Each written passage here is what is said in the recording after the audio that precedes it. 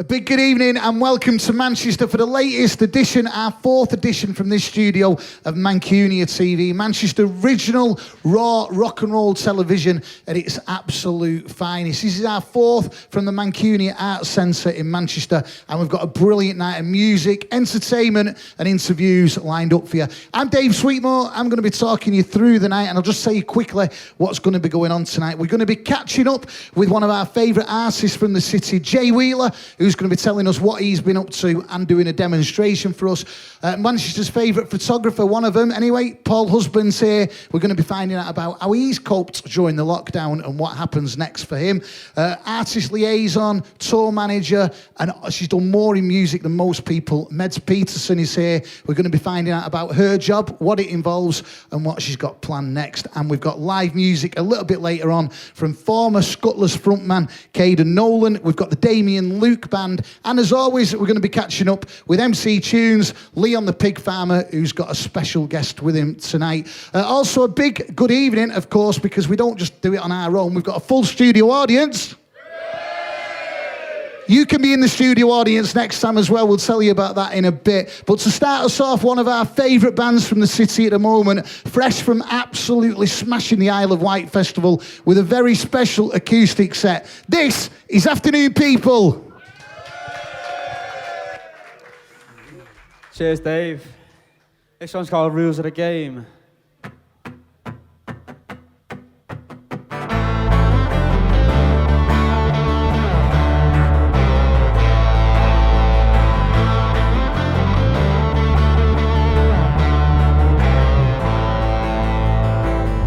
In a couple of years, we could reach the top. Situated in the places that we love, and passing the smoke around and behaving in the ways that only we can understand. It's our duration of when we're together. We'll spend it all laughing, can't give a fuck about the weather. And naturally a thought has crossed my mind. I usually wanna waste my time, but they already know. See you coming miles from heaven. They said that we should go and get back the atmosphere, and they already know. See you coming miles from heaven. They said that we should go hang about the atmosphere. Walking around town trying to catch an eye, making most of the things I were left behind before the day I die. Changing mainstream routes and the rules of the game. It's white noise to me, but it all sounds the same. I've never ever been believing in doubts, only ever chasing the highlight. Naturally a thought has crossed my mind. I usually wanna waste my time, but they already know. See you coming miles from heaven. They said that we should go and get back the atmosphere, and they already know. See you coming miles from heaven. They said that we should go and get back the atmosphere. Oh.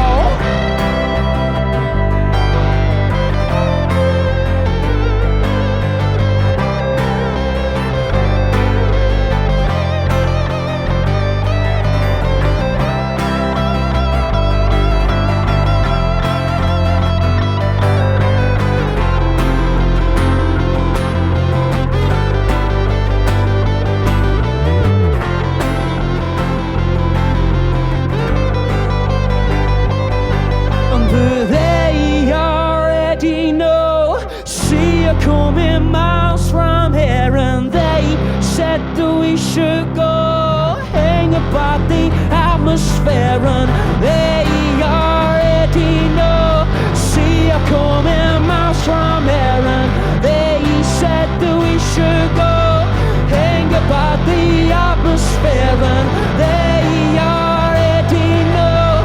See a coming miles from here, and they said that we should go hang about the atmosphere sometimes. Thank you very much. Yeah, for those who are watching at home, weird afternoon, people. It's good to be here.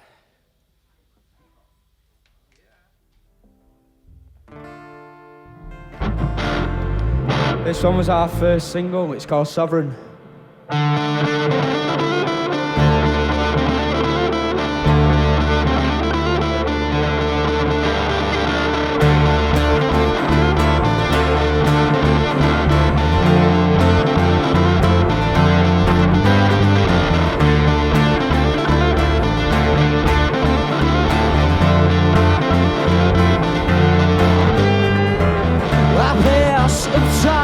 Don't always see things right. Think about what you say. You cut, you bleed, sky show to anyone who sees. They stand the test of time, but anyone can cross our lines. So come on, nobody's watching you. So come on, nobody's watching you.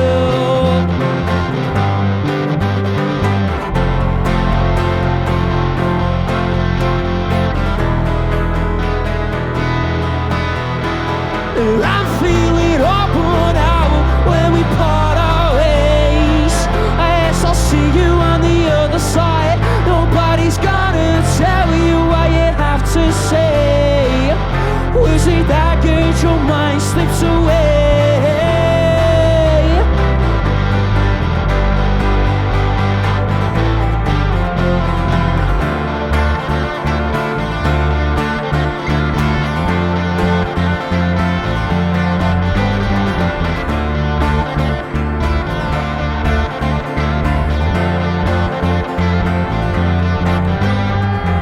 I'm hearing war in a sound. I feel the wish skipped out when I told you to come around. I'm not ashamed, I only feel victim to blame. So come on, nobody's watching you. So come on, nobody's watching you.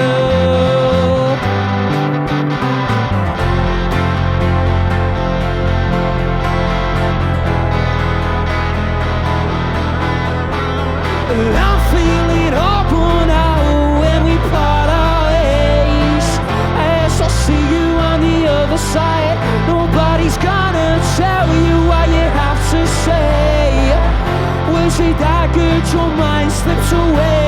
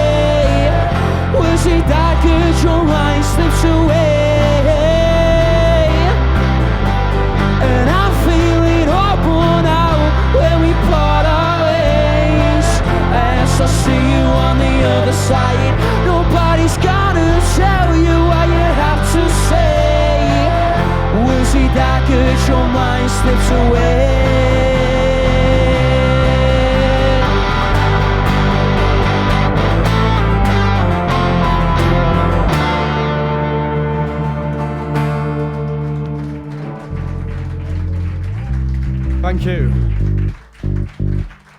We do normally have a drummer with us, but we don't tonight. Yeah, exactly.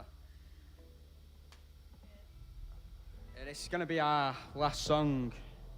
This song's called Corner of My Eye. Hope you like it.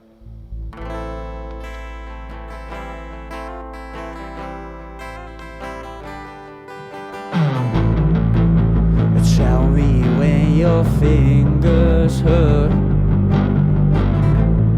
when you wake up in the morning and there's nothing besides remains around the decay of that colossal wreck. If you know what I mean. Give it a hand and fed you, and you watched her heart bleed.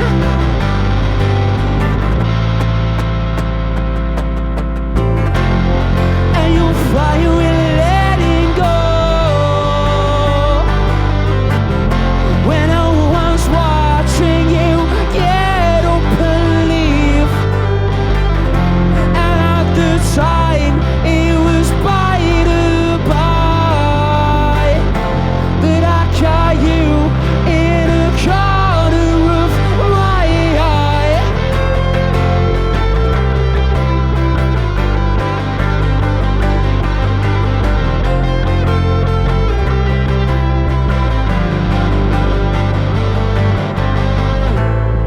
A midday and I'm all falling, chasing you. I let go and draw what you feel.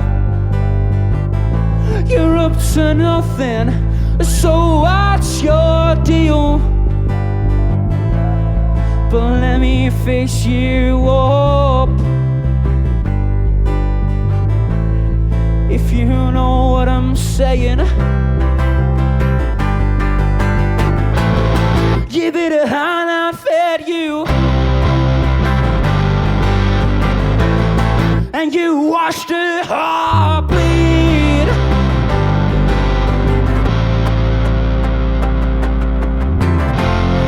And you'll find you're letting go when no one's watching you get up and leave. And at the time it was by the by that I caught you in the corner of my eye.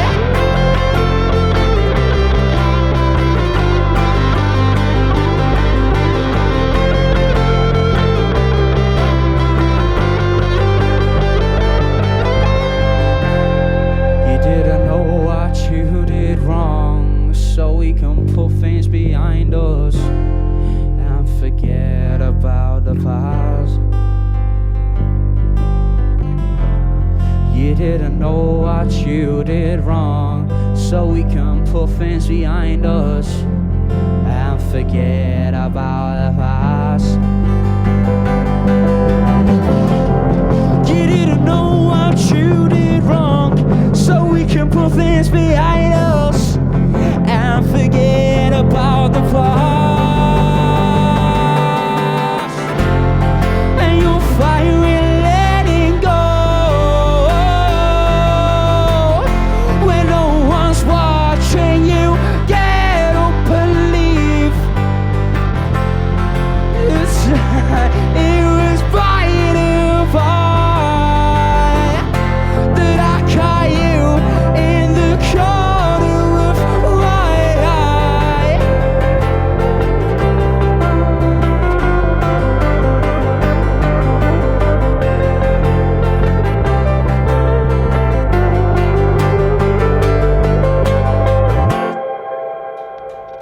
Thank you very, very much. Bit of a hiccup then, but we get by. Nice one, thank you.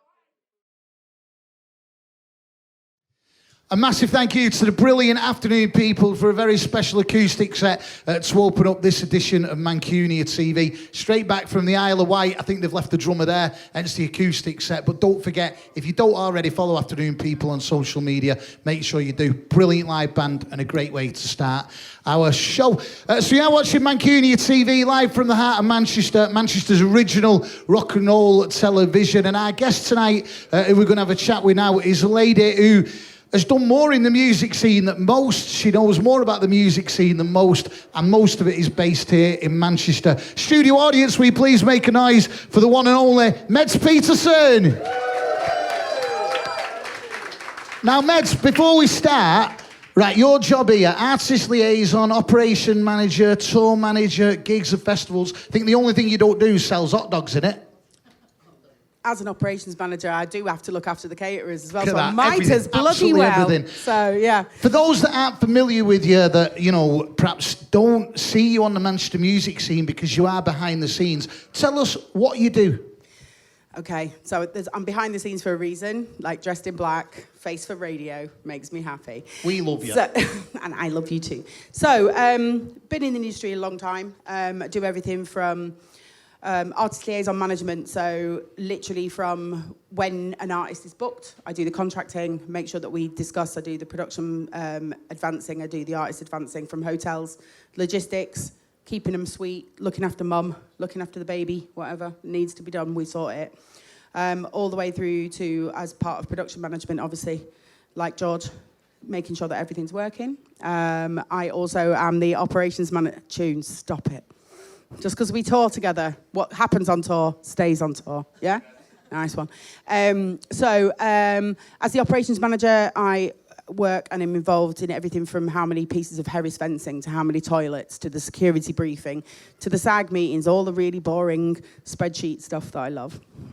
And then an artist liaison on site is the person that looks after all the artists, all the talent backstage.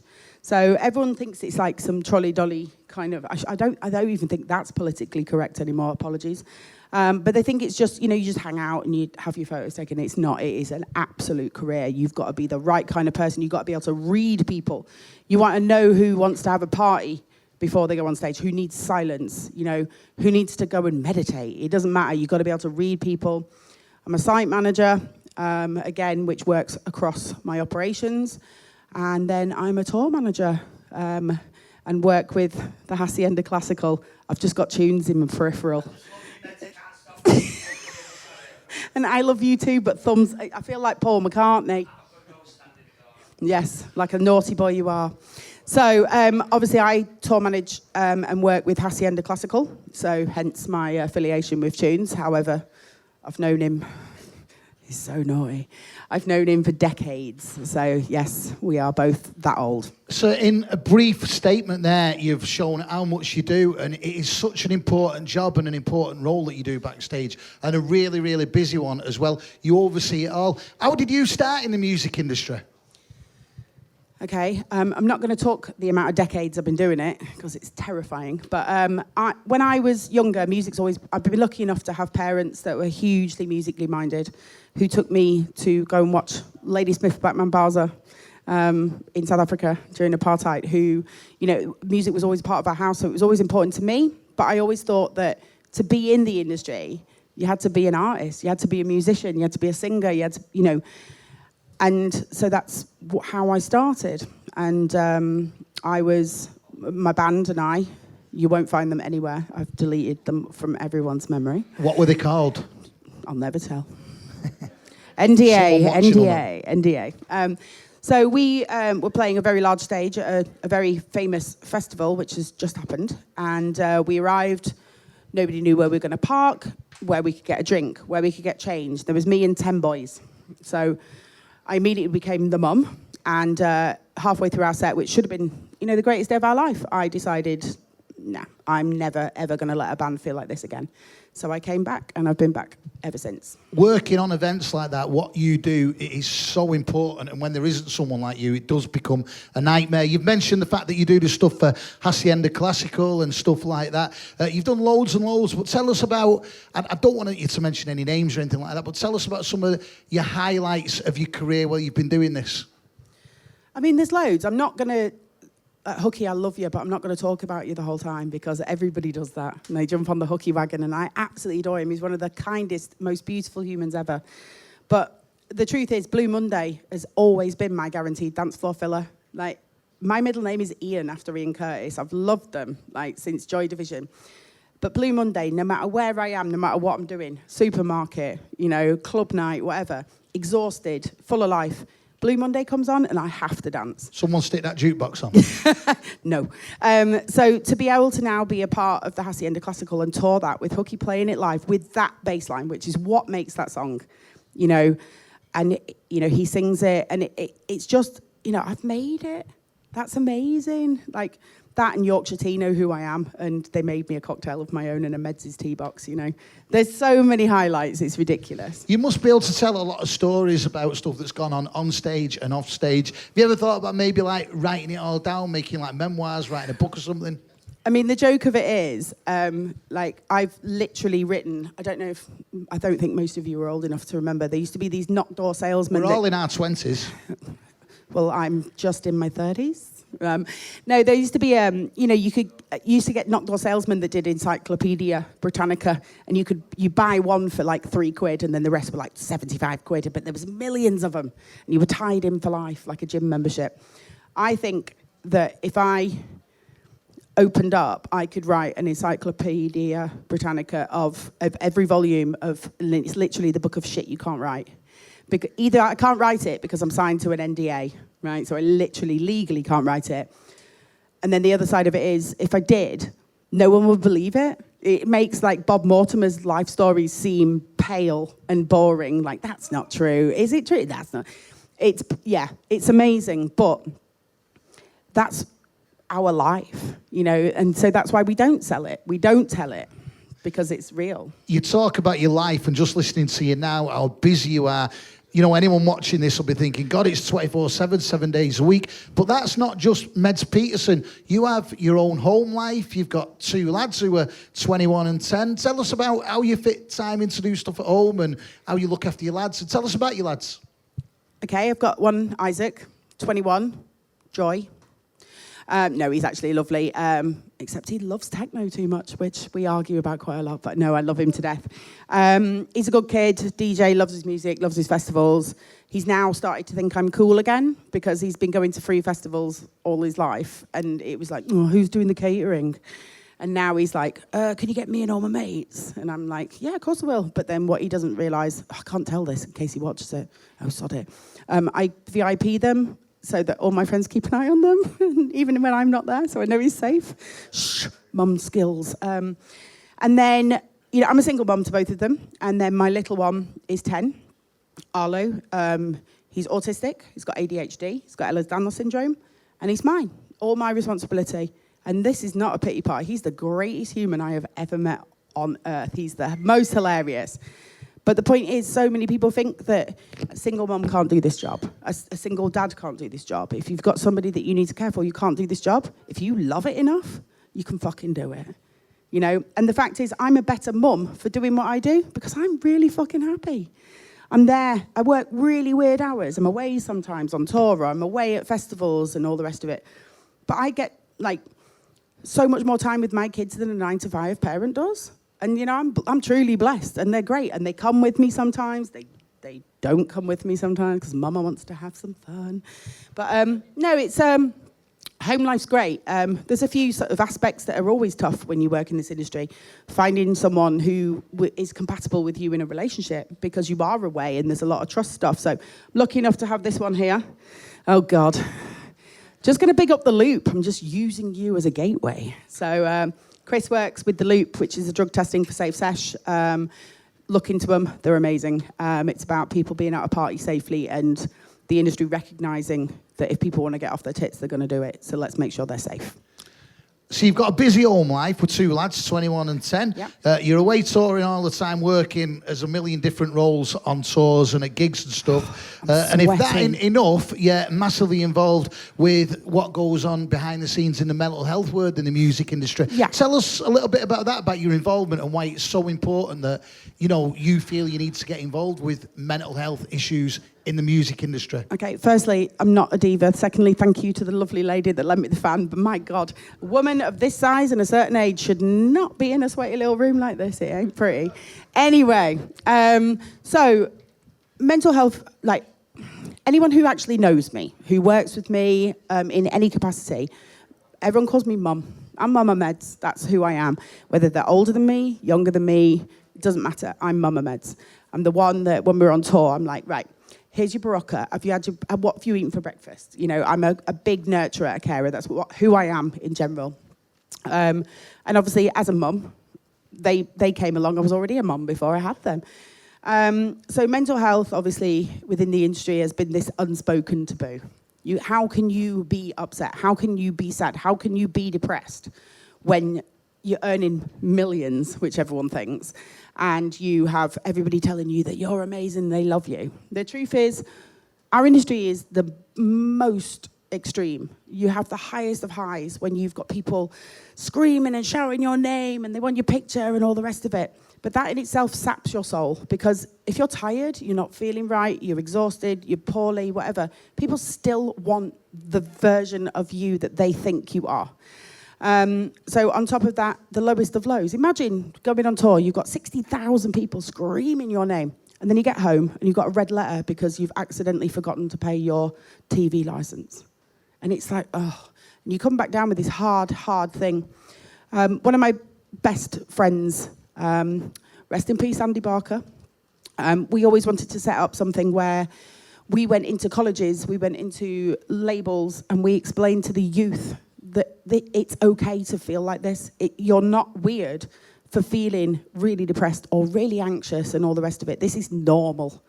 And so we wanted to do something like that. And unfortunately, we lost the little ginger tunes, thank you, last year, which is hard. Pardon? Be quiet. Tunes isn't ginger. Andy was ginger. My little ginger angel, but thanks for the interjection. It was getting emotional. I'm glad you stopped me crying. Nice one, Anton. Thanks. Anyway, so we used to talk about it a lot. And then, obviously, our industry was catastrophically destroyed by the pandemic. We lost everything. We work for ourselves. We go hand to mouth. And, none of us got any money. None of us. And the really sad thing is that I lost 43 people to suicide during pandemic, friends and colleagues, right? Now, no one should have to deal with that. No one. And no one should have to feel like they have to take that. So mental health for me has always been prevalent. I've suffered with mental health issues in the past. We all have. You know, you ain't lived if you ain't. But 43 people within one industry that are just people that I know, that's too many. So I started working with Tonic, and I did my mental health first aid training, and then did my suicide prevention courses and stuff like that, just to extend my mumness, basically.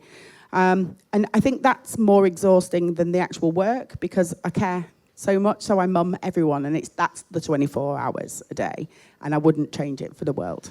Just quickly, as well as the the mental health thing, you're involved with the Legacy of War charity. Tell us a little bit about that. Okay, so Legacy of War, check it out. It's a foundation that was set up by one of the most talented photographers on earth. I know I've got some beauts amongst the crowd here that are also very talented. Hi, Nidge. Hi, Paul. This guy was, rock and roll photographer. He did celebrities, all the rest of it, and started to loathe the vacuosity of it back in the days of the supermodel. And always wanted to be a war photographer, was influenced heavily by Don McCulloch. And so threw his camera out a window instead of his toys out the pram, and went to photograph war from a humanitarian perspective. Now, this guy's got big tie-ins, obviously, with rock and roll, so that's how I know him. And then, I think it's 9 years ago, sorry, Giles, whilst out taking photographs from a humanitarian perspective to explain that no matter, even though there's rockets over your head and there's war, there's still life, there's still love, there's still birth, there's still marriage, that, all the rest of it. Anton, you're like my favourite human right now. Don't encourage him. Anyway. Yes. And And whilst he was out there, he stood on a landmine and lost 3 limbs. And he knows that the only reason he's still alive is because he was a Western white man, because he was embedded with military, so Medivac came. But if he'd been a local, he wouldn't have made it. And that he didn't like that injustice. So now he still, 2 prosthetics, still goes out, photographs, and works with rock and roll. He gave me the best job title ever. I'm his rock and roll advisor. So basically I do amalgamations with different artists, and we get them to design T-shirts, wear T-shirts. You know, we've got a Jamie Reid T-shirt. We've got all sorts of stuff.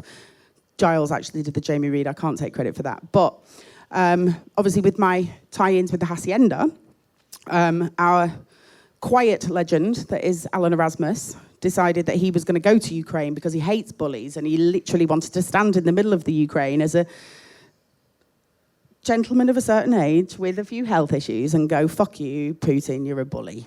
And so I tied the Hacienda and all the good work that he wanted to do into the work that I do with Legacy of War.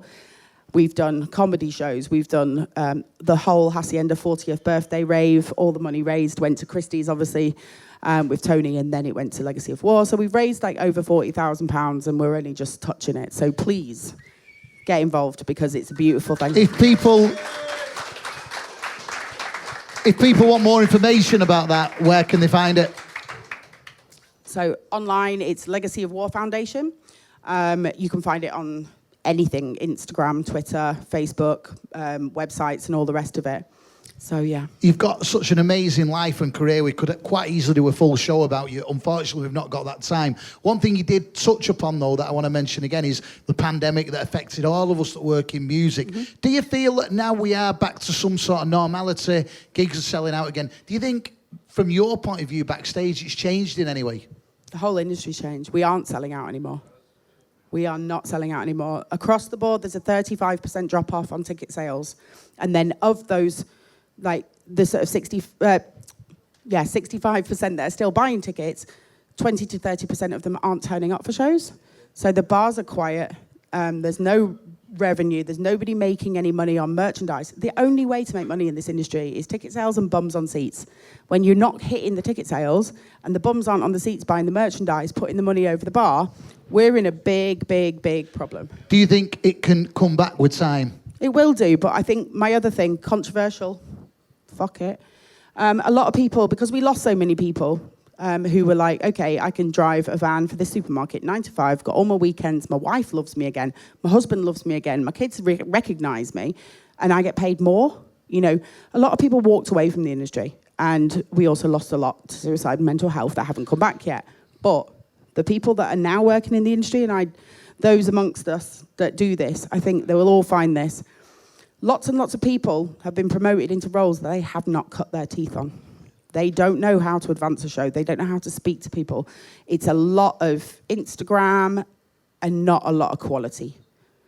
We need the industry to go back old school. We need people to give a shit, turn up on time, don't be a dick. It's that simple. You've obviously been mum to everybody on the Manchester music scene and what you do and stuff like that. You luckily are staying working in the industry. What does the future hold for Meds Peterson? Fucking bright. It looks amazing.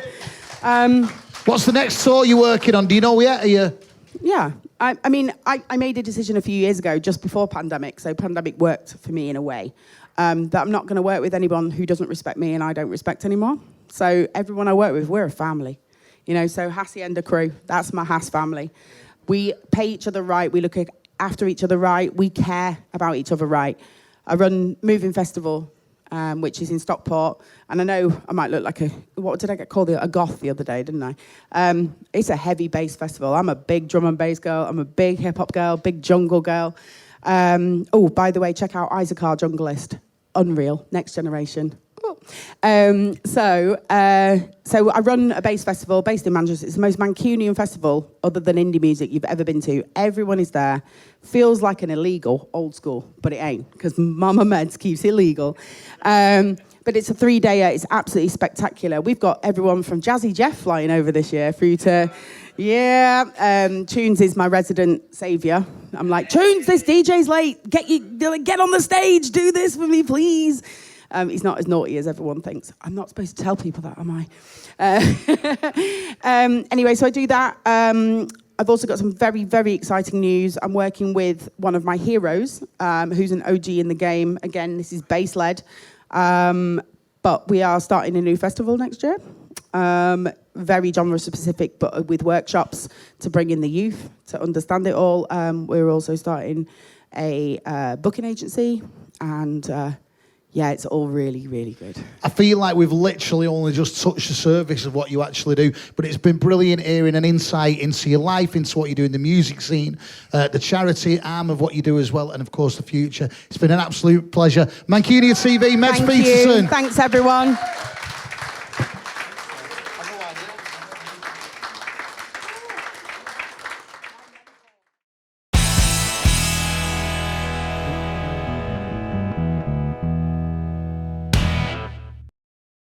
You are watching Mancunia TV live from the Mancunia Arts Centre. It is now time to welcome one of our resident guests on the show. Does a regular feature for us every single episode, the one and only Leon the Pig Farmer. How are we doing?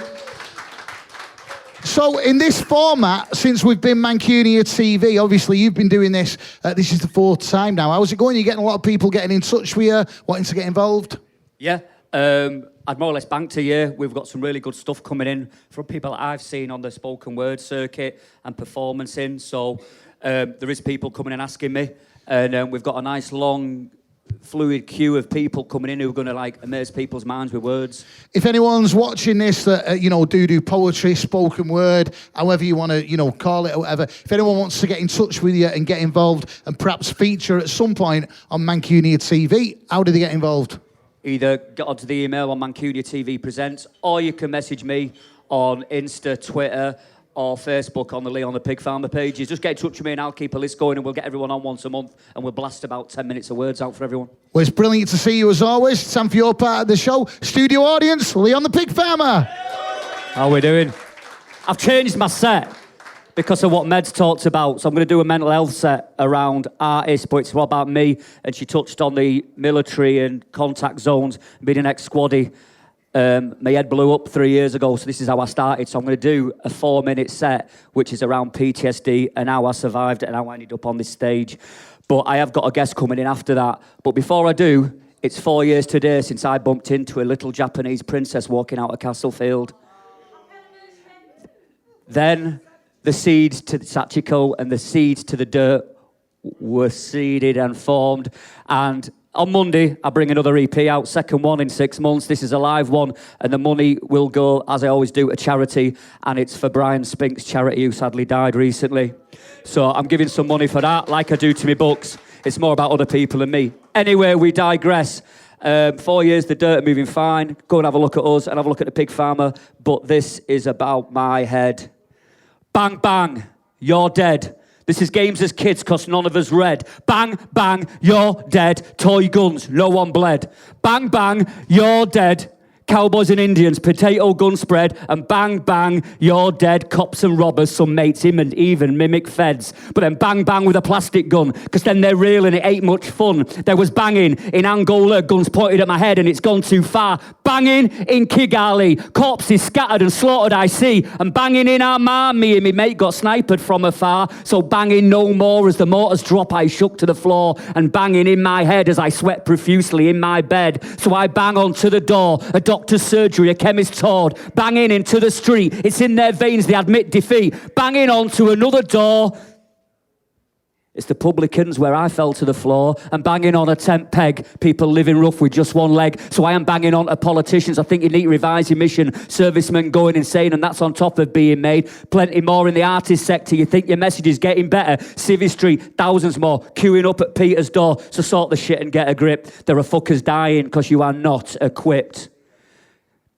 Because there's the geezer with a long leather coat, red paisley bandana that covers his throat, a tilted trilby eye so vicious and he lurks in the corner of my subconscious. A waiter to the world of my emotional dysfunction. He's serving ready meals to my personal destruction. I accept and twist his malevolent suggestion, and I dine on guilt and a bottle of correction. But when did I let him decide and wait for the bill to restore my pride? The menu reads like an old damaged story with every attempt to remove life's glory. Well, this is Twilight Crazy Town. Why should I pay with my voice and sound? I dig deep and I delve for me 9 out of 10. 3-course thoughts to feelings to actions. I will win and then I stop.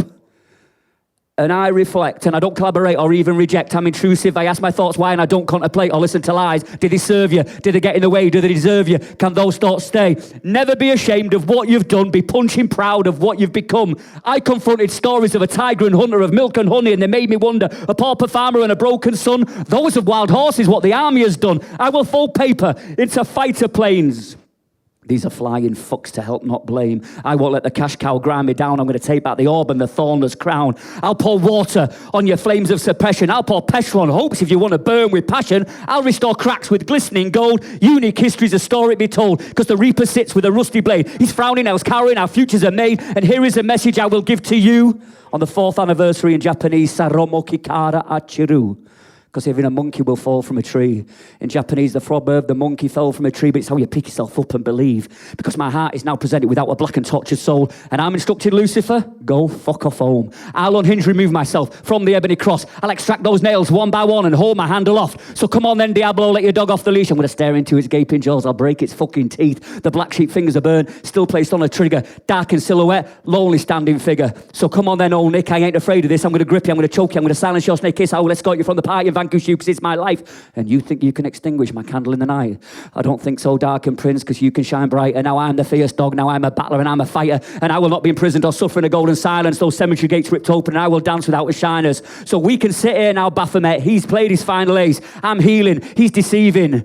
We can all spit in the demon's face. Thank you very much. Yep, I'm now going to introduce my guest, which is Griot Gabriel, who has come in. I've seen him a couple of times. We gigged together at the Globe. We've done a couple of things in Manchester. This is Griot Gabriel. He's going to give you some spoken word. Thank you very much.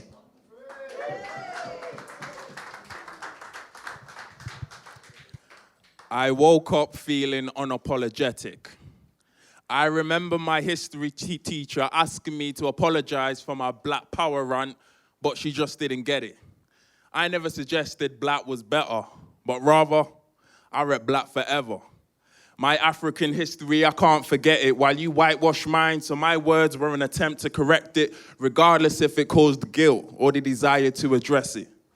She audaciously said that anger controls my rhetoric and that I shouldn't let it, while I whispered to the griot inside of me and said, F it, let it, because I'm angered, tired of containing my rage, so I'm not classed as a fog to the system they mastered. But it's got to the point that the system has plastered the wounds of my people, not to heal it, but mask it. I'm angered. I'm about to blow like a gasket, because every revolutionary, whether Malcolm, Martin, Marley, or Lumumba, they silence to the casket. But when a rapper be rapping about trapping, no surprise, they broadcast it. I'm so angered, I'm sick.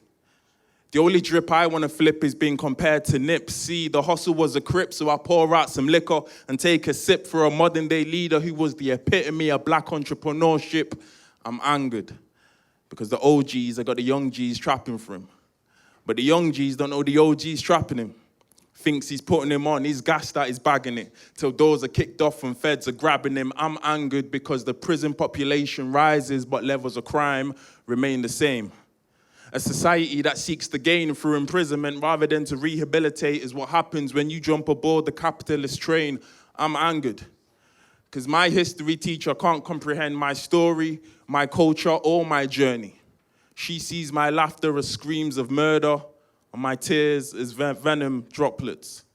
To drop out of education is her hope and expectation of me. Little does she know her fragility was the motivation for me. I'm angered because it took me too damn long to write my mind out, to share everything that makes me free, hence choice. It was fear that seized my pen voice until I found out if you are silent about your pain, they will kill you and say you enjoyed it anyway. So please recognize how I agonize through the pen when I'm angered. Make some noise, MANCUNIAtv, make some noise! Yes, yes, yes. Thank you for having me on stage. I'm Grill Gabriel. I'm a poet. I co-run the Poetry Place, which is a poetry event in Manchester. We've been running since November, and we've just had a sold-out event at Contact Theatre a couple weeks ago. But yes, follow us on social media for some of the best poets in Manchester and across the country as well. Hopefully we'll be going international real soon. So we are in the renaissance of poetry, as I say. There's a new wave of poetry and spoken word going on across the country, and it's good to be part of it. This next poem, yes, round of applause for poetry. Yeah. One of my friends told me that all forms of music and art stems from poetry, and I'm like, yes, it does. All your rappers, all your singers, it's all words that come from the spoken word. So if it wasn't for poetry, it'd be a very quiet life, wouldn't it? This next poem is it's called Manhood. So it's for the fellas, innit? So fellas, make some noise, yeah? This is for you. Yeah. Yo, fellas, have you ever tried to find your way, but haven't never really been shown the path, so you ponder, take the risk and wonder, get lost and drift upon the sticks to a path that took you longer. The path to manhood had no footprints. And for whatever reason, father left no blueprint. So us boys were left trying to understand the complexities of the term described as becoming a man. I heard the Kenyan Maasai tribe had a ritual of passage. Kill a lion was the sign of manhood. See if the boy could manage. Coming back to the village, knowing that courage was not the absence of fear, but the conquering of it. I believe that's the age-old adage. But such rituals have vanished. And have been replaced with some that instead of signifying growth, seem to cause more damage, because at 14, I felt I was starting to understand the term becoming a man when police grip me, search me and strip me, screaming, give me your hands. I guess this was my baptism of both masculinity and racism, being whitewashed by police who saw my dirty skin as sin. Check the cynicism. I guess a black boy becomes a black man at puberty's entrance. Each strip search peels away at his boy-like resemblance, revealing the raw realness of what it's like to be a black man in England. Or perhaps I entered manhood when the media portrayed me and my friends with labels like gangs, hoods, thugs, peddlers of drugs. I'd be a liar if I said there was no truth in labels told, but the problem with a stereotype isn't that it's false, but that it's the only story being sold. Or maybe it was my first fist fight when I saw masculinity. There was a bunch of boys at war, Avengers, Infinity, heart racing, fear creeping up. I was scared to the deep recesses of my soul, but I was never gonna let that bully chief me up. He was the third in his crew that week that tried fighting me unprovoked. I remember putting my key in between my knuckles. He should have learned from his two friends, you can still catch the smoke. But for some, it was more than a punch.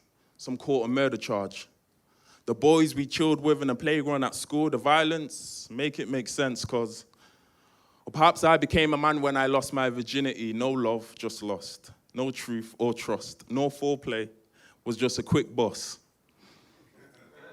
My heart on ice, because who really wants to open the wounds of fragility, so we embrace blissful ignorance cloaked as masculinity. We were constantly told men don't cry. So we sweep aside the truth of how we feel and internalize internal lies until the eternal dies. Our external looks fine, but such deeds damage our paternal lines. If women are the yin and we are the yang, then we inadvertently neglect our maternal minds. I lost count the amount of times she said, open up to me. The same way flowers bloom. Now I'm trying to describe these ancient emotions by rearranging letters and words like countdown as the seconds and hours loom. But I'm struggling all because men supposedly do not cry or weep. We do not share pain. We just sigh deep. I'm aware the transition from boys to men in tradition always had a father figure to help question the vision again. Kind of like Mr. Miyagi in Karate Kid. Or for the younger generation, Jackie Chan with Jaden Smith, but we had no such luck for such wisdom. So we tried to self-build our own manhood. We watched the elders, but they didn't know either how a man should. We needed elders to meld us into men that could navigate through the systems, but we only produced the symptoms of children that had fathers that were distant. I mean, maybe we need a new perspective. Maybe I'm still a man even if my bed ain't yet connected. So here's my question upon reflection. Can these really be our rites of passage? If suicide is the biggest killer of young men, do they produce more good than damage? Thank you very much. Thank you. So again, if you wanna get on our social media, see more poetry, you could either type in Griot Gabriel or The Poetry Place. My co-worker is Sherelle. You can check her Instagram as well, Sherelle Ann. And yeah, poetry, the Renaissance. Thank you. Griot Gabriel, everyone. Stellar, absolute stellar. I met him a month or two ago, he's brilliant. I'm now going to hand over to Dave Sweetmore, but just a little teaser, Shirelli's coming in probably about October, so keep tuned for that one, but I've got some more belters coming before that. So Dave Sweetmore, over to you, mate. Thank you very much.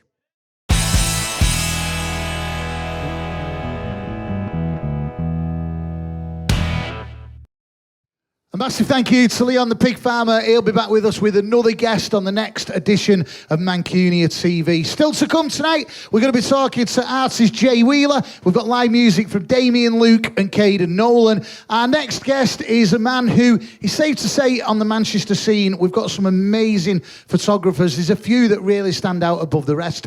This next guest is one of them. Studio audience, we make some noise. Paul Husband. Thank you. Cheers, Dave. Thank you. It's great to see you again. You're looking amazing. You're looking so good. Thank you. Not flirting, I'm just saying, you know what I mean? Just looking good. I've lost 5 stone over the lockdown. You've done so well, honestly. We're going to talk, last time we had you on Mancunia TV, or MMTV as we knew it then, you spoke a lot about, you know, what you do for your job and some of the amazing work you've done. Tonight, I want to touch upon you and your life. But before we do that, for those that are watching that perhaps aren't familiar with Paul Husband and the work you do, tell us a little bit about you and a photographer and what you do and some of the bands and artists you've done.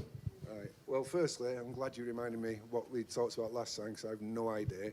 Which is something If we could just ask you to put your mic up to you. Yeah, we'll get onto that in a bit. That kind of covers the second part of it. But yeah, I got into photography about 7 years ago, basically because I didn't really have anything else, and I needed a hobby. I needed something that I could be passionate about, and it just kind of took off for me. I loved it. The passion was there, so I pushed it and ended up, you know, doing album covers for Paul Heaton and working with Elbow and people like that. You've done some amazing artists on the Manchester music scene and the music scene in general, and we'll tell people in a little bit where they can find you across the socials. One of the things we want to talk to you about today is quite the serious side of Paul Husband. We all know you and love you for the amazing work, what you do. But to put it bluntly, you yourself have, over the years, suffered some serious mental health issues. Yeah, it's quite a mental health programme tonight, isn't it, with what Meds was saying and what Rial's poems.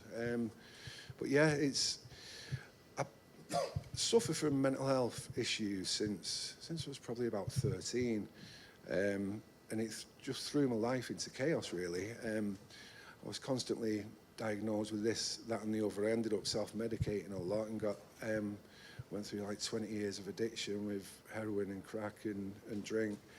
I came through the addiction bit, but carried on drinking, which is why I don't remember our last interview. And it's only during lockdown, actually, that it came to a head. And I got some help, and I actually got diagnosed with ADHD. So I've been sober ever since. It's easy to be having a drink and having a laugh and being in this environment, what we live in. What were the point that made you go, hang on, I need to sort this out? Well, I mean, as horrible as lockdown was, and Meds covered, you know, what it did to people, it actually helped me because it took me to, you know, an extremely low point where I just needed to change. I needed to figure out what was going on with me.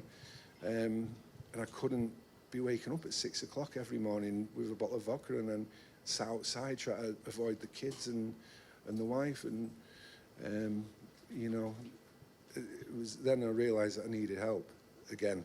So, yeah, I pursued that.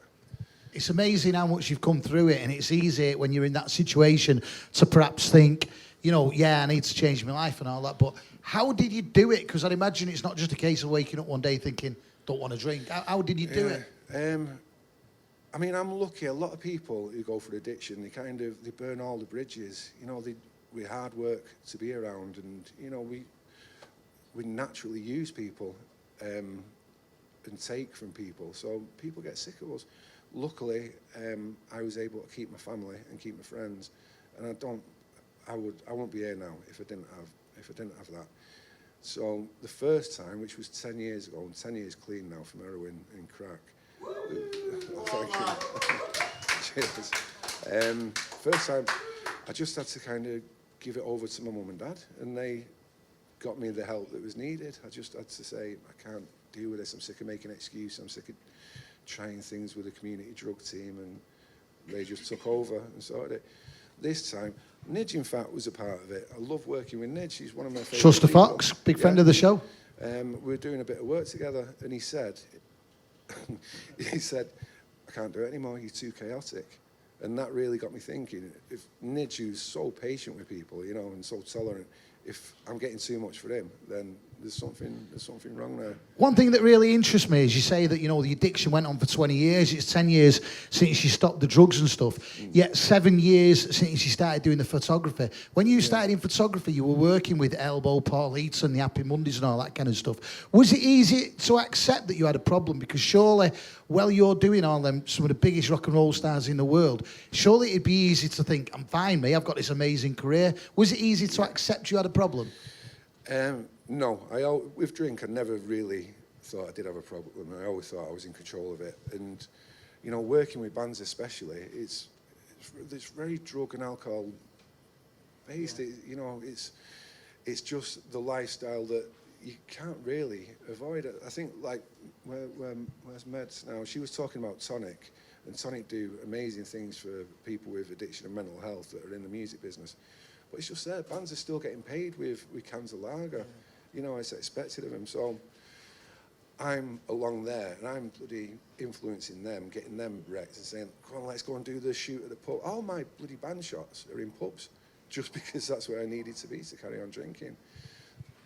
With that in mind, did you think at some point when you decided to come clean that you might have to step away from this music world we live in? Yeah, well, I did. I actually put like a notification out on Facebook saying, just to let everyone know while I get my head together, I'm going to be stopping working with bands.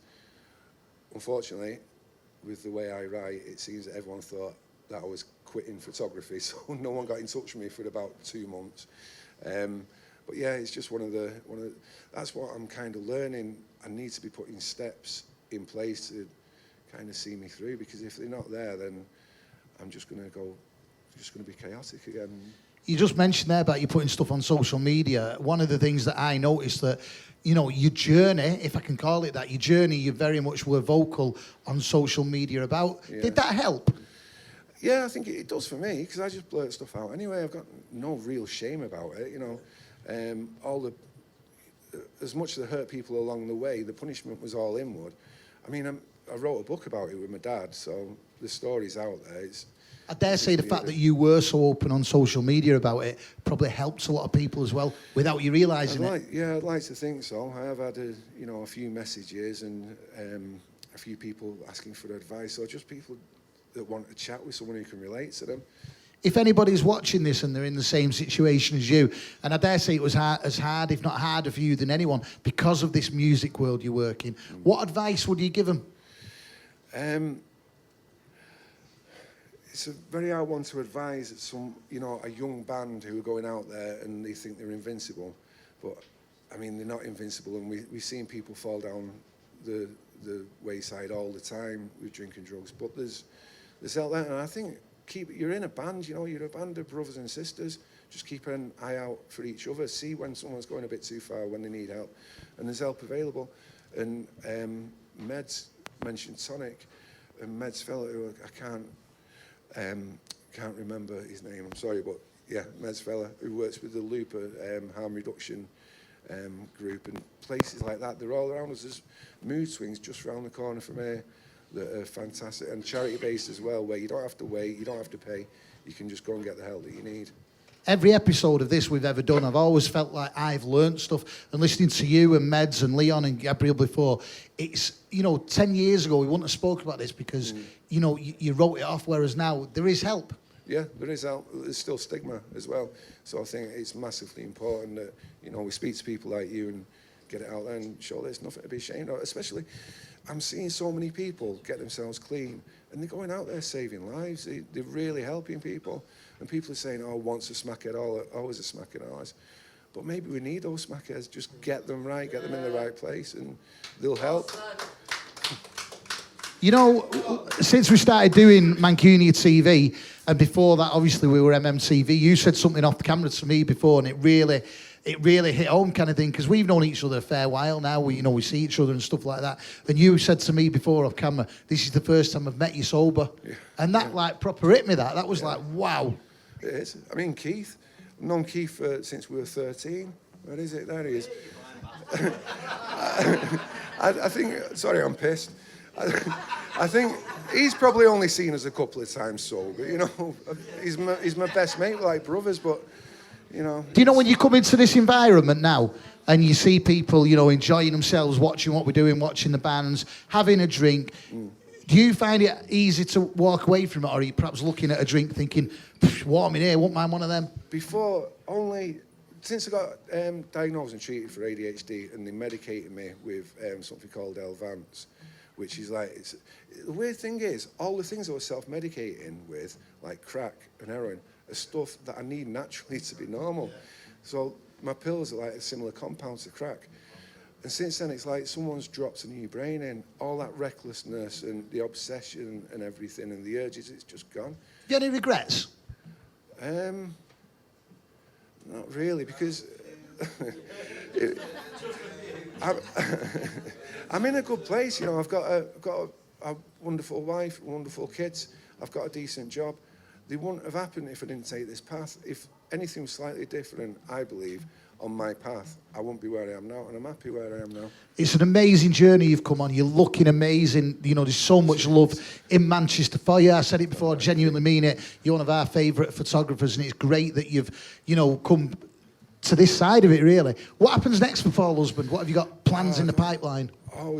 This is the ADHD thing, always got bloody daft ideas, very rarely follow them through, but I want to do stuff outside of photography, really. I'd like to do directing, because I do a lot of photography and TV, and I like the way that's done. It'd probably be shit, but I'd like to give it a go. Especially video director, you've done some fucking well, it blagged it all the way.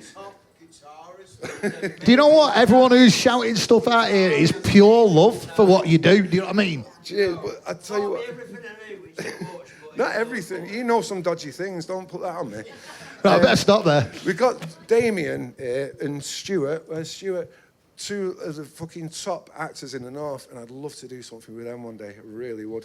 Do you know, listening to your story tonight, like first time we had you on what was MMTV back in the day was about your photography. Tonight's been very, very personal, and for the amount of years I've done this, I feel like I've learned a lot, not just about you, but about how people watching this can overcome, and can get better, and, they've just got to look at you as, I'm not even using this as a strong word, as a massive, massive inspiration, and you still work in this industry. Well, can I just say quickly, it's probably around 10 years ago today, some nurse who was bringing me back to life with naltrexone because of overdose, and that was around 10 years ago today.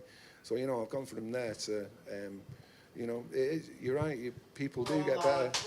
Just need support. Some interviews that I do are going to stick with me forever, and tonight's going to be one of them with you, definitely. Thank you. Paul Husband. Thank you, everyone. And all the best for the future, and I know you're going to smash it, yeah? Paul Husband, everybody.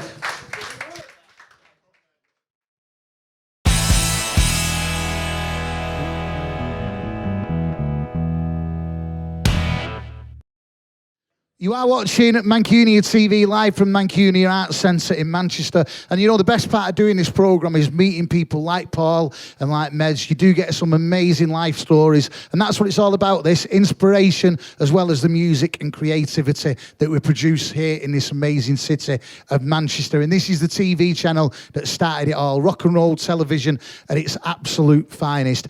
Our next guest is a singer-songwriter who's been on the scene for years and years. He's been with us since day one, since the very first incarnation of Mancunia TV. It's so good to see him again. I know he's just been on holiday. Studio audience, let's say it for the one and only Caden Nolan. Thank you very much, everyone. What a pleasure to see you. Thank you. Now, it's brilliant to see you. It's brilliant to see you here see you too, on Dave, your mate. own. You're looking well as always, man. You know what I mean? Thank you very much. Thank you. We're not fucking about. We're not fucking about, which is why I'm going to get straight in with a question everybody wants to know. Go on, then. You started off as a solo singer. We all loved you.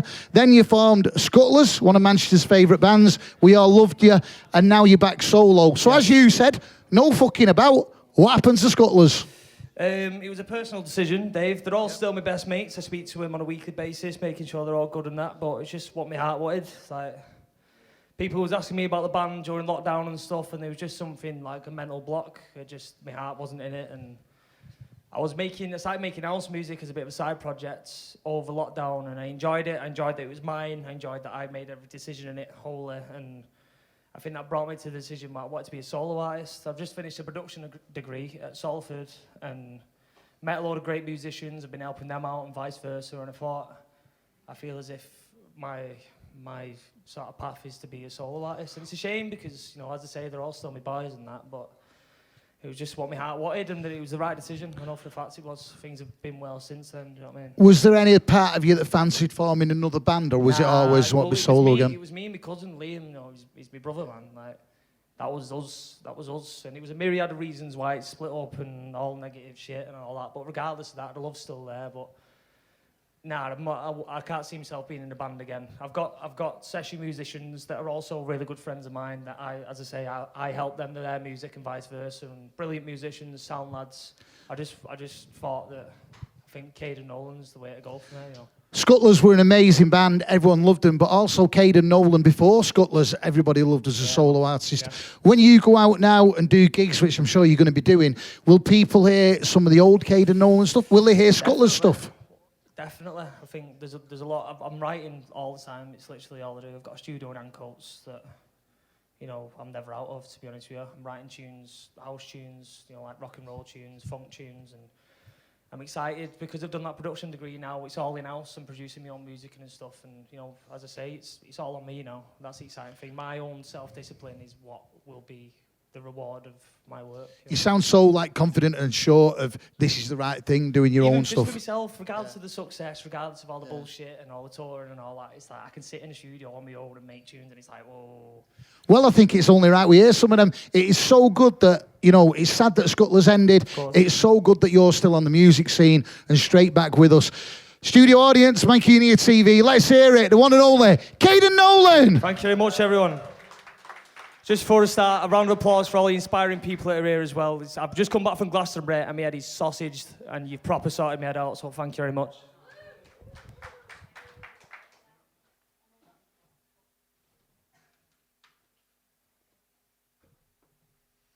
This is a song called More Sense Than Money.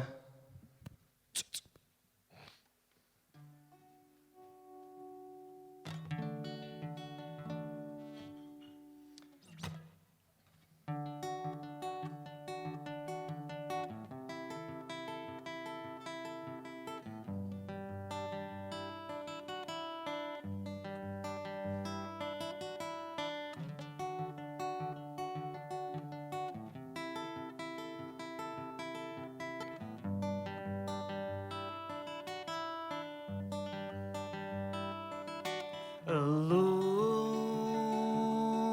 he whispers through the night.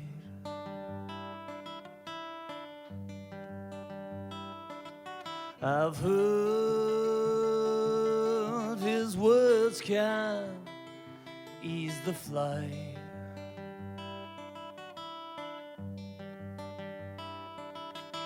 Floating on a lilo into the land of unknown. He's got more sense than money. His girls, can you do when life breaks through you? Scream into the void now. Sure gets annoyed now. Laughs at nothing funny. What else can you do when life breaks through you? Hey!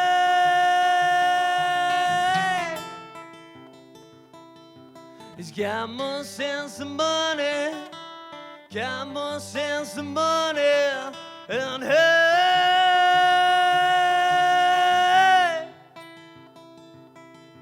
he's got more sense than money. Got more sense. Frozen to the core. I can't take anymore. Folding like the creases of my dream. At least that's how it seems.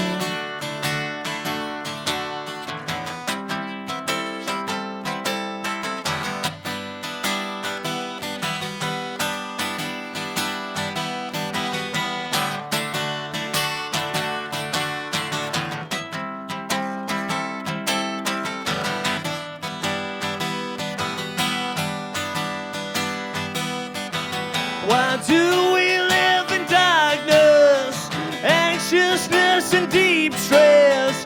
Got nowhere to go now, face up to the show now. Feeling like a dead weight, lack of hope and unpaid. I'm tired and I feel hungry, I know that doesn't matter to you. Hey.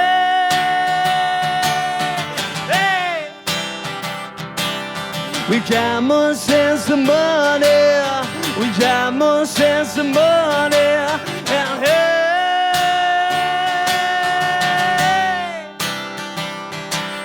we got more sense than money. We got more sense.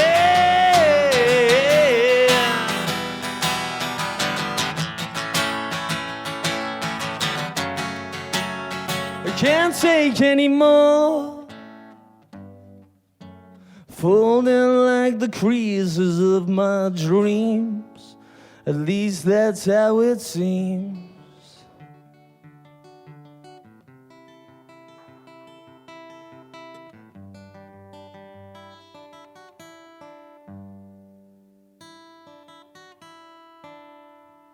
Thank you. The amount of times I threw that pick on the floor and fucking lost it, thank God it was there. This is a song called My God Is Overrated.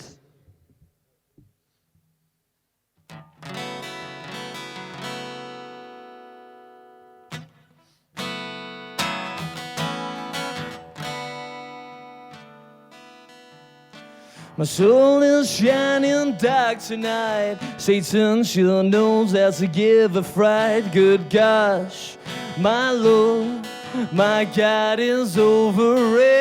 I close my eyes and I see the sign of flesh and bones thrown to the fire. I hope, I pray, there's something left worth saving. But don't be scared, don't be scared. The light shines on without you in the flames. Please be aware that it's the violet in the sky that keeps the twinkle in my eye. The kind of chance that'll pass you by, a vessel lost in the ocean night. You watch, I sigh, you go home empty-handed. You clench your fist and you stare at life, the mortal tale of sacrifice. You turn, God cries, we are sinking his daydream. I'm always here, I'm always here to listen to the thunder through the storms. Time equals fair, but it's the violet in the sky that keeps a twinkle in my eye. Go tell the Lord our Savior we don't care, because we won't always be here. Get a kick from bad behavior, wipe the tear and stretch away the lies. The soul is shining dark tonight. The devil came and stole the light with war. Dim days, it can't be overstated that as the human flower grew, its pollen formed the awful flu. Which soul is fall, there's nothing left worth saving. But don't be scared, don't be scared. The light shines on without you in the flames. The time equals fair, but it's the twinkle in my eye that keeps the violet in the sky. Go tell the Lord our Savior we don't care, because we won't always be here. Get a kick from bad behavior, wipe the tear, because we won't always be here.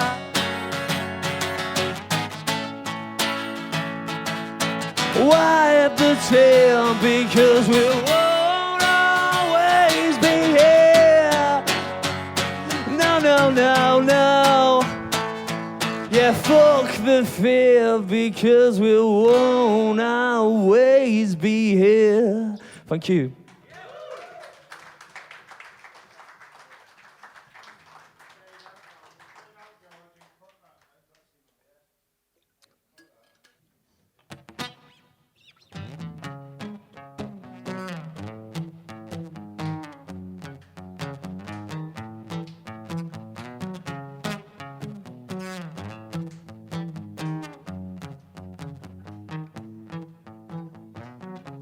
I see no time to move when I feel it coming down and the sword is claps in hand. I get up, just a little sunshine to soothe the feeling in my throat where it's changing to and fro. So set up, we finalize, then we realize the steps we take to make things graver.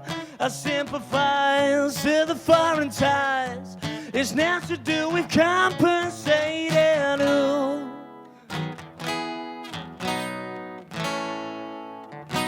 Just need some time to soothe.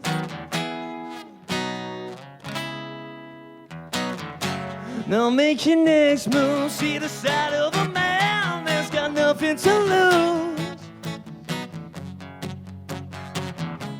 The damage that's done is none and tell us to soothe. Now make your next move.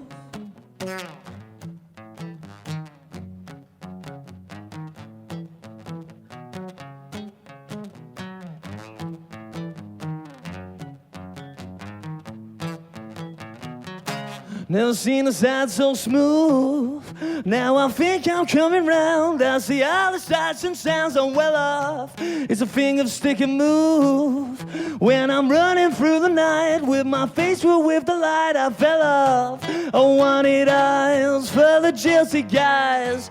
Oh, when it comes on through, it's crazy. It's now to do with the win or lose. The well and truly frantic frenzy.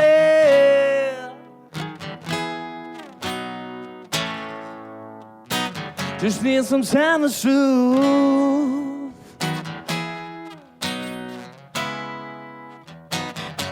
Now make your next move, make your next move, make your next move, make your next move, make your next move, make your next move, make your next move, make your next move. The wait is over.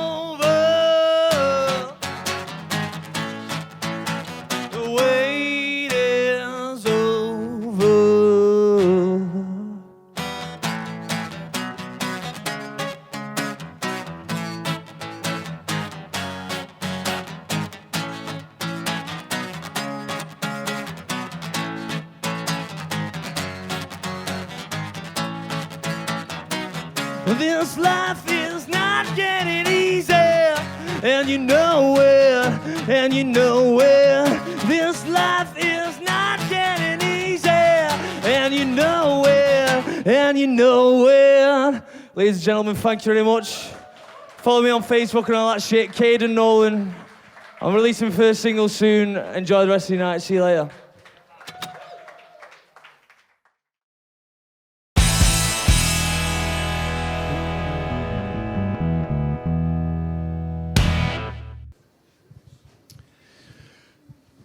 A massive thank you to the brilliant Caden, Nolan, and you know what, as sad as it is that it was the end of Scuttlers, it's so good that straight away he's back out and about already, producing some brilliant music, so make sure you do follow him across the socials, and no doubt it won't be the last we see of him on Mancunia TV. Our next guest is a man who it's quite a while since he was with us on our former incarnation of Mancunia TV. It's a great pleasure to have him back with us tonight. Studio audience, let's hear it for Jay Wheeler. Thank you very much. Thank you very much. It's great to see you again. Now, last time we saw you, it's quite a while ago, isn't it, when it was MMTV before Mancunia TV? Yeah, it's about quite 4 years ago, something like that. Is it that long 4 ago? years ago, maybe. Yeah. Wow. I think so. Well, last time you were with us, we spoke a lot about the, the love sign, what I think everyone could see down here on camera as well, and the fact that it's a tag, can I call it that? A tag Yeah. that, went all around the Northwest. Since you last, came on and told us about that, you've had that tag in Poland, Berlin and Dublin. How have you got around? Well, firstly, my friend there, John Bambara, just there, he, a couple of years ago, he says, look, I'm going to set up a crowdfunding page and we'll get you out to Poland and you can spray some love tags around Poland. And that's what he did. And people on my social media donated and got me out there. And then a year later, 2 years later, we ended up going to Berlin. And the idea with Berlin was that I wanted to put the love tag on the remainder, just little bits of remainder of the Berlin Wall. So I wanted to put the love tag on one of those. And then last November, he got me out to Dublin. So I went around Dublin, spraying the love tag and stuff. We know that tag, for you, and we know it round here and stuff. In case there's anyone watching thinking, and we'll get a tin of spray paint and whip to Poland and do a bit of a tag. Was there any problems going over there and doing it? You didn't get pulled or out like that? No. I kind of stay. I'm very, because of my time in the army. I'm very situational aware, And when I'm kind of putting the love tag down, it's criminal damage what I'm doing. It's against the law. And back in 2015, I was in London, and I put the love tag down on Brick Lane, and literally I stood up after doing it, and then the police were there. But luckily for me, the police officer had like a Help for Heroes responder, and I said, look, this is who I am, and this is what I do, and he sent me on my way. And then a couple of years later, it was my birthday. I was in Liverpool, and I went out and put some love tag out there, and I got arrested again. And the mad thing that is that the police officer that arrested me in Liverpool a year before was the same police officer that came to my apartment when I was really ill and suicidal and just really in a bad way. And he was the cop in that, because I tried to hang myself, and what he did, he kind of resuscitated me and brought me back. And on the way to the police station, he said to me, you don't remember me, do you? And I was like, no. He said, I'm the one that took the rope from around your neck. So with things like that, I mean, I just like to get the tag down there as quick as possible. But when we were in Poland, one of John's friends had said, saw there was a policeman across the road, and he said, have you got the balls to love tag a police car, And I said, yeah, I got the balls. So we did a bit of a recce and all the rest of it, and I ended up managing to get a love tag on the van, and then I fucked off. And then we don't advise anyone to do this, by the way. No, definitely. And if there's any police officers in here, my name's Kevin. And so when I was in Dublin, the apartment that we were staying in was at the back of the Dublin police station. So on the Friday night, which was our last night out there, on the way back to the accommodation, I managed to get a love tag on one of the on the police car. So that's kind of becoming like a regular thing now when I go away and stuff. You do know that anyone watching this is going to know it's you now. Yeah. Like the only reason I wouldn't do, I'm not going to do it in different countries and stuff. I just wouldn't do it over here. Joking aside, you know, love the best word in the world kind of thing. What's the reaction been like in other countries rather than over here? It's been really good. Especially there was a moment when we were in Poland, and I think it was like a really old looking church and stuff, and it had these big red doors. And I thought I'm going to put the love tag just there, and I put the love tag down. And just as I got up and walked away, there was like a couple, and they were kind of like pointing at it, and then they went up to me and started taking photos of it. And that's really cool. I like that. I like it when people do that. It's brilliant what you do, and you know, obviously we've got to know you for it as well. I want to talk about the future though. You've got an exhibition coming up in October in London, I believe. No. Again, this is thanks to John. But I had my first London exhibition in October. Oh, you had it last year. Sorry. How did that go? It went really, really well. I was really like paranoid because I thought I've had like several exhibitions in Liverpool. I've had one here in Manchester in the Northern Quarter, and I thought London, you know, everyone's an artist in London, you know. So it was just like, I'm not sure if people are going to come, but you know, it was just brilliant, and the response was just brilliant. What does your exhibition consist of? Because you've come on here, we're talking about the love sign. What other kind of art do you do, and what does your exhibition involve? I like to do like 3D artwork is what I really like. Like for the London exhibition, I got like a mannequin, and I got some police line tape, and I wrapped it around a mannequin, and then I got like a heart, and the heart is a knife, and the knife is piercing through the heart. And I did that specifically for London because I worked out the facts that in London, London has the highest rate of knife crime, and so I just kind of wanted to do things like that. Really. It's very powerful what you do, isn't it? It's very thought-provoking, and that's what gets people to look at what you're doing and to listen, because I'm just using it from my own experiences. That's all, and yeah. It's, you know, almost, well, it's not far off a year really, I suppose, since you did that exhibition. Have you got any plans of more exhibitions coming up anywhere in the country? Or are you just sticking to police cars? Well, no. Well, I know John has said to me, we're going to be doing something this year, and he hasn't told me what it is, but he did say it's a biggie. So we're just going to have to wait to see what he's teasing us. Yeah. He's teasing us. And I've been doing some work with mental health charities and some children's charities in Liverpool. And tomorrow morning I've got a meeting because I'm hoping to take my spray art class into young offenders and prisons, which I'm really looking forward to. I've actually got that on my notes to bring up next, the fact you're going to be doing that in prisons and with young offenders and stuff like that. Tell us what's making you want to do that. I just think like I've got a story to tell when it comes with my time in the army and the whole mental health side to it. But you know, growing up as a kid, we didn't really have many outlets, you know, and we maybe had like a few youth clubs and things like that, but I just sort of kind of like just connect, and I just like to do stuff for people in those situations. You know. You say you like to do stuff. As this goes out, tomorrow, you're going to be doing an abseil for the Animal Rescue Centre. Tell us a little bit about that. Yes, I am.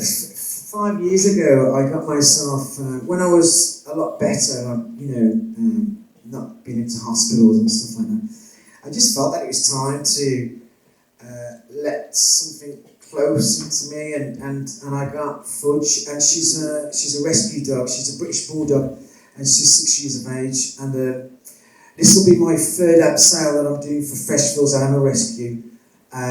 Is where I got Fudge from. So I'm doing the abseil on the 9th of July, dangling off a cathedral. Where are you going to be doing that? At the Anglican Cathedral in Liverpool. I'm doing that, and it's going to be my third time. There's a Just Giving page that's been set up, so if people want to kind of maybe donate and put some money in, they can get that on my social media. We're going to give them details out shortly before the end of the interview, but you know, obviously as we record this, it's going to be next week, but as you watch this at home, it's going to be tomorrow. Are you a bit nervous or what? Is it like third time you know? No, like the first time, the hardest part was stepping off the plank. Well, that's the hardest part. You sway up and you got to have confidence in the kids. So the first time, I remember I was just like coming down and my eyes were closed and I was holding onto the rope and stuff. And there was like a DJ, like a little thing going on the ground, and he was like shouting, saying, "Give it a wave." And I was like, "Fuck that, give me a wave," I'm holding on to this rope. That was the first time, and then I did one last year, and it was brilliant. I thoroughly enjoyed it, and I'm really looking forward to it this time. You know, I've never abseiled, but it's something I've always fancied doing. When you're up there, do you look at the view, or is it like, fuck that? No, well, that was the first time I did it. I was like, I just wanted to get on the ground, but last year. Yeah, I just took my time and I just kind of was just hanging there, just looking at the view of Liverpool and stuff, which is brilliant. We've spoke about what you're doing and stuff, and for those watching at home and in the studio, you have kindly brought this with us to demonstrate. Tell us a little bit about this and, you know, and what it is and what it means to you. This is the kind of artwork that I do, and this is a decommissioned police riot shield. And I kind of like to get something that I could turn into a positive, because these are used primarily for a negative environment, and I just kind of played around with the idea, and I thought, yeah, that kind of goes. It does look great. What's happening with this? This is my gift from me to MANCUNIAtv. I'm just going to turn this around a little bit, and it says to MANCUNIAtv, thank you, love forever, Jay, LoveArtGlobal. Thank you so much for that. I'm sure that, you know, Anton, our creative director, will find somewhere good for it, wherever he is at some point. But yeah, thank you for that. Talking about your artwork and stuff, I want to talk about the future in a minute, but we've spoke about a lot about what you do and what you've done and why you do it and what kind of thing you do. If anyone's watching this at home or in the studio audience, is there anywhere people can see your artwork? Yeah, well, I mean, they can find it on my social media. Literally, if you put LoveArtGlobal into Google, the artwork comes up and stuff, so you can see what I do. So it's as simple as searching LoveArtGlobal. Yeah, just search LoveArtGlobal into Google, and you'll see some of the artworks, and you'll see the artwork, but primarily you'll see the love tags that I do. Love what you do, and it's brilliant to hear about the last adventures you've had, which is exactly what it is. Going forward, you've got your abseil tomorrow as people are watching this. What happens next? Have you got you lined up over the next, you know, the remainder of the year? Yeah, well, I'm gonna be working with a Liverpool children's charity called Caden, and they deal with children that don't have good family life, you know, and they kind of take them away on trips and stuff. And they've kind of invited me to do some spray art classes with the children, and I've done it before with them a couple of years ago, so I'm really looking forward to that. That's going to be in July, and yeah, I just what I do. Because of my mental health, my faith is so strong, and in my prayers, I ask God to bless me with these opportunities. And that's exactly what's happening. I'm being blessed with these opportunities. I love hearing your stories. You're a massive inspiration. So thank you for the kind gift you give to the Mancunia Arts Centre and stuff. Good luck with the abseil tomorrow, and all the best. And thank you for everything you do. You're an inspiration to all of us. Let's hear it for Jay Wheeler. Can I just say as well, to Dave, to Anton, to the beautiful Georgina. Just for inviting me on here, you know, like I've thoroughly enjoyed it, and I appreciate the love and support that MANCUNIAtv gives me. You know, Manchester's such a creative city, and we love all the creative work that goes on. But you know, as much as anything, it's people like you with great stories that we love meeting and are an inspiration to all of us. So thank you. Jay Wheeler, and once again, don't forget, if you want more information on Jay, what he's up to, either find Police Cars, or you can look at LoveArtGlobal on all the usual streaming stuff. Yeah, thank you, Jay Wheeler.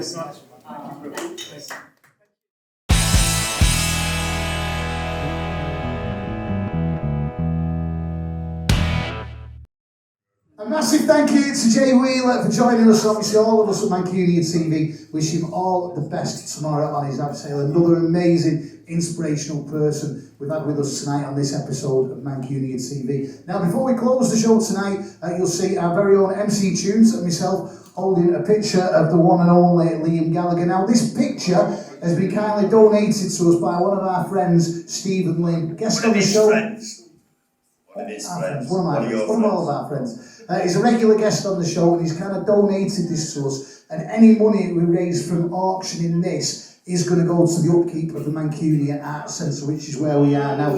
Now, what we're doing is a silent auction. So loads of people in our studio tonight have kindly wrote on a piece of paper what they bid for it, and the highest bidder will get this. Now, if you're watching this and you want to put a bid in, we're going to ask you to inbox our social media pages with your bid before Sunday, July the 10th. So you've got till Sunday, July the 10th at midnight to inbox your bid for this picture. This picture could be yours, and also all the money that you do kind of like donate for the picture will go to the upkeep of Mancunia Arts Centre. So once again, a massive thank you to Stephen Lynn for doing it. So how are we doing on studio audience bids? It's quite a few actually. Are you going to tell us what we've got, or it's going to be? No, you've got to dig in and find them, mate.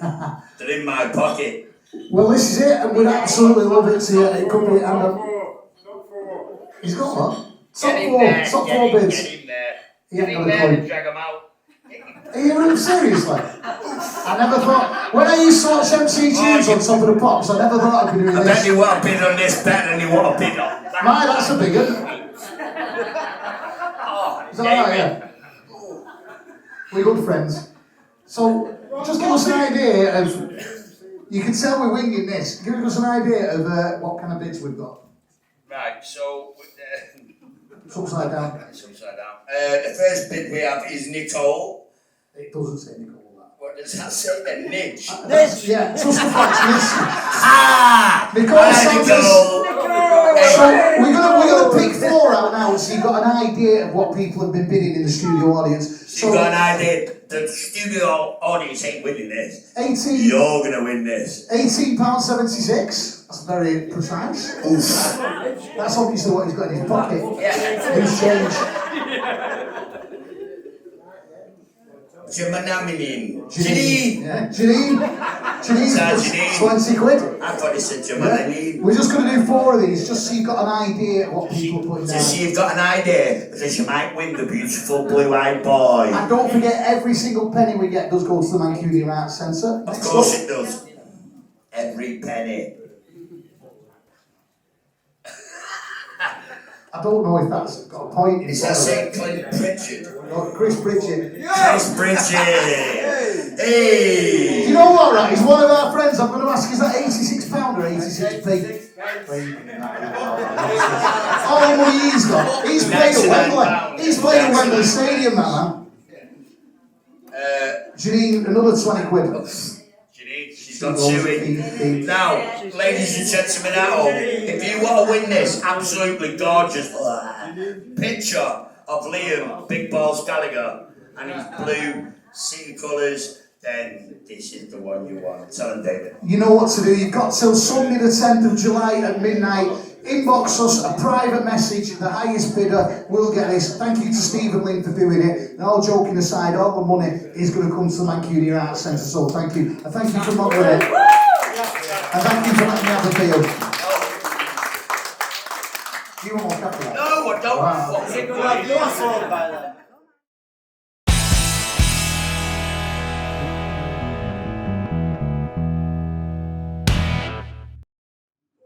So massive thank you to MC Tunes for modelling the picture for us, and joking aside, thank you once again to Stephen Lynn for donating some of his amazing artwork. It could be on your living room wall, and all the money that you do donate for that picture will go to the upkeep of Mancunia Arts Centre. Now we're going to close the show first shortly, but before we do that, let's have a chat with the man who's the front of the band, who is going to be closing this episode of Mancunia TV for us. From frontman of TheSweetbeast, Damian Luke. Damian, how you doing? You're right, Good to see you.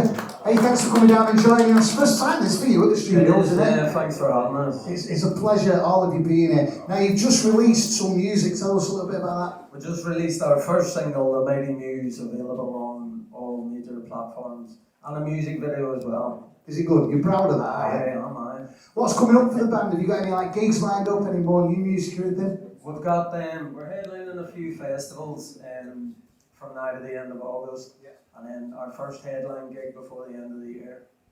Well, you're going to play us out shortly. We wish you all the best, obviously, and thank you for joining us. But on behalf of all of us at Mancunia TV, from me, Dave Sweetmore, from our studio audience, a massive thank you to all of our guests. Thanks to Afternoon People, Meds Peterson, Leon the Pig Farmer, and Gabriel, his special guest. Thank you to Jay Wheeler, to Paul Husband, and to Caden, Nolan, and obviously all the team who put this together, MANCUNIAtv. Now, before we do finish, don't forget, if you want to be a part of our studio audience, this is filmed on the last Wednesday of every month here at the Mancunia Arts Centre. If you want to come, all you need to do is make sure you follow the social media pages, and all of the information will be put on that. It's dead simple, either MANCUNIAtv or Mancunia Arts Centre. But, you know, we do have a studio audience, and we'd love to see you here for our next edition. But thank you so much for joining us. Enjoy the rest of the week. You have been watching Mancunia TV. So play us out, please welcome Damian Luke and TheSweetbeast.